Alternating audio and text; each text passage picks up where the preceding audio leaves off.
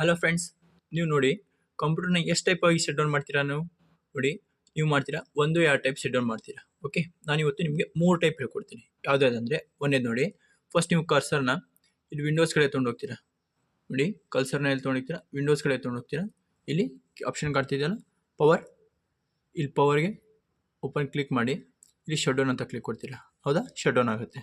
ಇನ್ನೊಂದು second tricks ಏನಂದರೆ ಇಲ್ಲಿ ನೋಡಿ, ಕೀಬೋರ್ಡಲ್ಲಿ ಬರ್ರಿ. ಕೀಬೋರ್ಡಲ್ಲಿ Alt+F4 ಹೊಡಿತೀನಿ ನೋಡಿ.